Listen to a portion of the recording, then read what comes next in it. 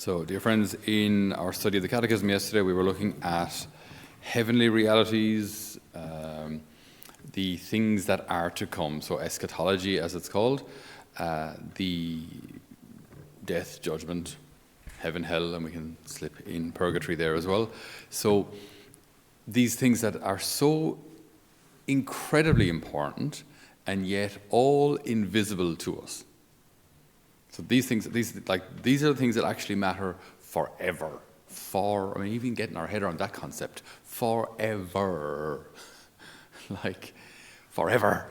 Like, how do I have to say it? I mean, forever. It's like these are the things that matter for all eternity. And yet, they're invisible to us now. So we have... there's a lot we can say about them, but ultimately we've never experienced them, so we can't talk about heaven from an experiential perspective. I can't say, well, when I was there, it was amazing, you should really come, or hell, wouldn't recommend it. Like we can't speak about it in terms of experience. And no one can, really. I mean, there are some who had visions, of course. Visionaries of Fatima, or maybe Medjugorje, or different saints. Even Teresa of Avila saw her place in hell. Her place in hell. So we can have second-hand experiences of these kind of things, and heaven as well. But ultimately, these things that are the most important are entirely invisible to us now. So, can you see how crucial faith is going to be in this whole journey? Because we must, there's just no other way. We must continue to walk towards our heavenly homeland, enduring the sacrifices that will come our way because we're following the Lord. Like we mentioned yesterday, being a bit different at times, being a bit maybe on the outside of certain things, certain trends, certain fashions, certain cultural norms, we might find ourselves a bit different. We are a bit different. So there'll be various sacrifices that may come our way because we follow the Lord, and doing so believing that in the end it's actually worth it because we gain something for all eternity. We gain happiness for all eternity. We gain God for all eternity. We gain perfect peace for all eternity. We gain perfect union with the Holy Trinity and our Blessed Lady, and all the angels and saints for all eternity. That there's no other way around it. Like, that requires faith, because we're trying to walk, believing in something that we haven't seen yet, and something that might cause us suffering, and yet we have to keep going. We should keep going because of this unseen goal that we believe is there. So there's no way around faith. If we don't have it, this journey just doesn't make sense, and invariably, without it, we'll get off the bus, which is what has happened a lot of my generation, where our parents would have been fairly adamant Catholics. Even in my generation, we all went to Mass as children, and even the dodgy kids from the bad part of town, they went to Mass as well. They'd sit in the back, or they'd sit over in the dark aisle somewhere. They'd scratch their names into the benches, but they were there. They were at Mass. Then in the 90s, that started to shift, where when we started to kind of come of age and we started to hit our late teens, we thought, well, why are we going? Why do we go? Why do we do this? Like, why do we go to Mass? Why? I mean, the readings, I don't really understand them. The homily might say absolutely nothing to me. Don't really know what I'm doing. The songs, no offense. The songs, a bit childish. A lot of the music is a bit childish, or performance. Great. I mean, yeah, but the same songs as last week. So why do I go? I can be a better person than just not go to Mass at all. What's lacking here? Faith. Faith. So if we give sacraments, Catholic sacraments, without Catholic faith, without the foundation of Catholic faith, the sacraments fall apart, because then they become mere cultural expressions of maybe a coming of age. When you've got a child, you mark the occasion, the family comes together, it's good to do something religious, I suppose. We'll have the child baptized. When you graduate from primary school, we've got confirmation, we've got a sacrament to mark our graduation from primary school. That's not what they're for. These aren't just cultural experiences. These are moments of grace, moments in which God is trying to transmit grace to us. So again, even believing in grace and our reception of grace at a sacrament requires faith. Faith is the foundation. If without faith, what's it all about? So that's kind of what happened in my generation. We grew up without a whole pile of faith, and then very, very quickly, that Catholic Ireland was eroded. It was unfortunately shown for what it really was. It was a shell. We had the externals of a faith. It looked good. All the stats were good. We're all getting baptized. We're all getting confirmed. We're all getting married in the church. All looked good. But it was devoid of faith. There was nothing in it.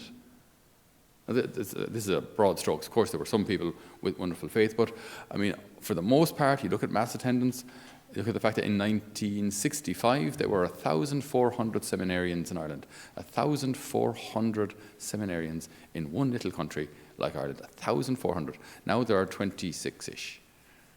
In or around. Numbers vary, but in or around. In or around, that's about 2%. That's called a collapse. That is a collapse of religious vocations. So we can say, sure, look, there are still people going to Mass. There are still people going to Mass, of course. But my question is not how many people are going to Mass. My question is, where's our faith at? Our faith. So what is faith? Faith isn't, I go to Mass. That's not faith.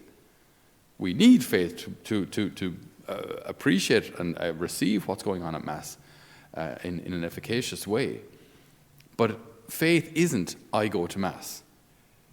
Faith is, I have a relationship with God.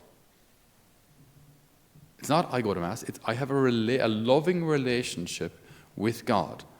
God has revealed himself to me, and I respond to that self-revelation with my love. That is faith. And because of that, I go to Mass. You see how that's the foundation. I believe in God, I love him. Now, I mightn't always like what has come my way in life. Sometimes, I hesitate to say this, but sometimes you might even disagree with God. You can try. He tends to win the argument. He's pretty smart. But things might be difficult, but ultimately, I have a relationship with him, and that's why I attend the sacraments. See, so we have it the wrong way around in Ireland. We get the sacraments, but no faith. So it's got no foundation, and then, and it's gone. Any sort of a scandal, any sort of a difficulty, and the whole thing erodes. The whole thing is gone. So we need to get back to faith, right? One little image I'd like to share with you.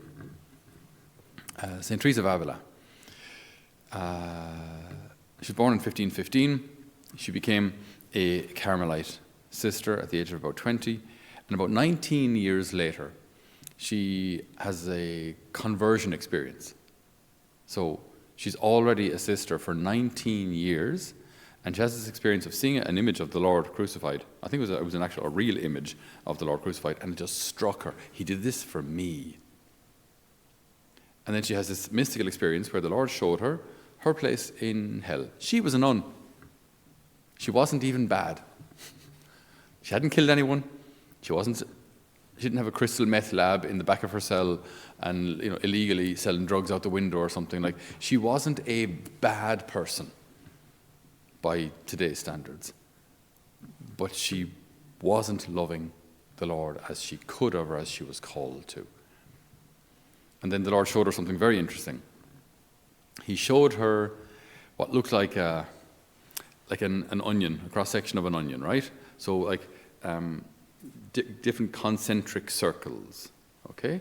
But it was made of like diamond. It was brilliant and exquisite to look at. And there was like this divine character to it. So she thought this was an image of God, right? And so she was about to adore it. And the Lord says, don't adore it. This is a soul in the state of grace. This is a soul in the state of grace. Basically, this could be your soul. Like when your soul is in a state of grace, That's how beautiful it is. The various rings, that's proximity to God, and the interior castle, which we looked at a couple of weeks back, I think. So that's how we can get closer and closer to God, to this perfect transformative union with God.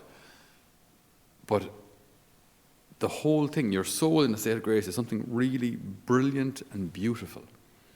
And then that soul in the state of grace, when it receives Holy Communion, we then are united with God in this profound celebration. The Lord is like the fulfillment of our every desire, and our soul is ready to receive the oceans of grace poured upon it by the presence of the Lord. So this is what we get to preserve during our day. We try and preserve that state of grace, not fall into mortal sin, and live in this unity with the Lord. You see how when we start talking about faith like this, do you see how much deeper this is than I go to Mass? Don't get me wrong, I go to Mass is good, but that is not faith necessarily. And without the foundation, everything falls apart. The foundation is a lived, loving relationship with God as He reveals Himself. Not as I would like Him to be, not as I think He is, not as John Joe told me, but as He reveals Himself. God reveals Himself in a certain way. I respond to that with my love. This is faith. And in that relationship, then, I can receive all the various sacraments that He's offering me, all the various graces.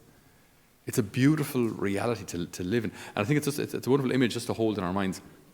I did actually Google it the other day to see if any artist has ever attempted to draw this, because, in fairness, it did happen in the 16th century. We've had 4 centuries to paint some sort of an image of it. None exists.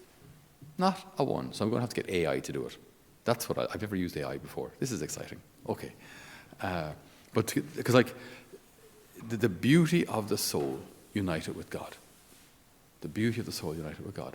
And that's you. That's the beauty of your soul united with God. So in that grace today, we receive the Lord in the Blessed Sacrament.